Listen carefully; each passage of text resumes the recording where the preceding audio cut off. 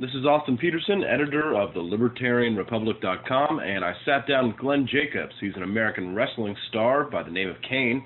We talked a little bit about the future of liberty for Kane and what he's planning to do to advance the cause.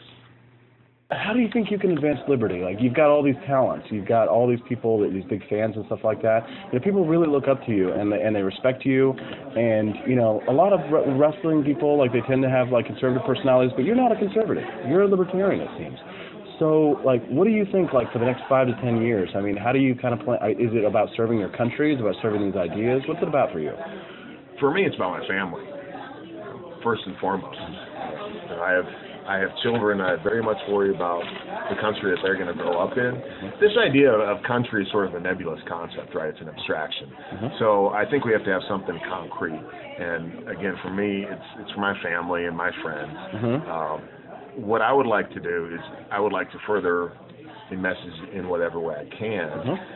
I tend to think that that's probably with writing and speaking and that sort of stuff.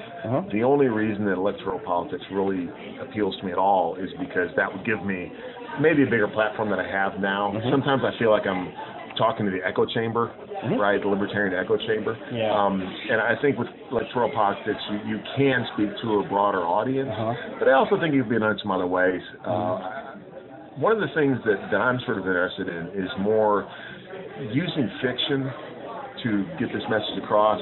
You know, Atlas Shrugged is the second most read book in the English language behind the Bible, from what I've heard. And I think stuff like that is great. And I think that's a way to reach people without pounding them over the head about politics, right?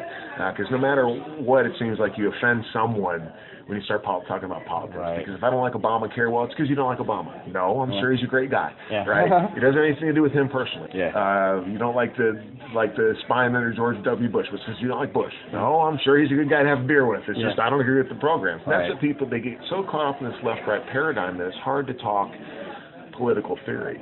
So that's one of the things that I see sort of breaking through, is using fiction and art as a way to promote the message. What issues like get you fired up? I mean, is it like, you know, abuses of authority, you know, maybe, or you know, military issues, or you know, the Fed? Like, what do you really sort of like read about the most? The Fed is your big issue. The Fed is my big issue, and the reason for that is because I think the Fed is the root of all evil when it comes to government. And if the government didn't have essentially an unlimited supply of money, like it has with the Fed, they wouldn't be doing all the stuff that they're doing. I think if you were able to, you don't even have to abolish the Fed.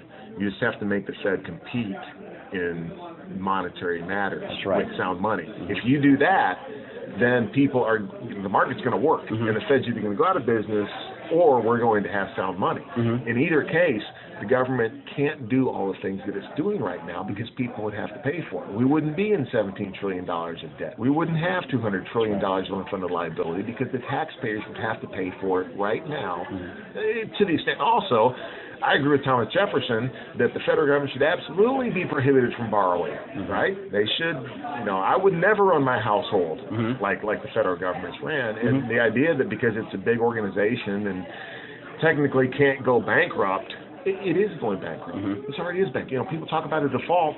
We are already defaulting because we're printing money to pay for the bills. And you know, the founding fathers actually, they would do things like they would hold lotteries, public lotteries, to raise money for public works. And there are actually like voluntary forms of quote unquote sanitation. You know, I guarantee you. The reason that they have put barricades in front of all the national monuments and closed down the national parks is because volunteer groups would have gone in and taken care of them, and then they would have looked at the government and said, why do we need you? You know, John Hurt has that, I think it's John Hurt that plays High Chancellor Adam Smith in V for Vendetta, and he's got that great monologue, and he ends it by saying, I want to remind these people of why they need us. And that's what we see. We get reminded why we need them because we really probably don't need them. Right. Okay. All right. Well, that's a really good interview. I really appreciate you talking to the readers of the Libertarian Republic. They're big haters of the Federal Reserve as well. We talk about... We all should be. We all should be, you know, and we're glad that you're speaking out, using your platform, and, you know, best of luck to you and your future activism. Thank you. I appreciate it. Thanks a lot. Thanks, buddy. All right, Glenn. Enjoy your... Thanks, Austin. Yep. Appreciate it, man. We're all done.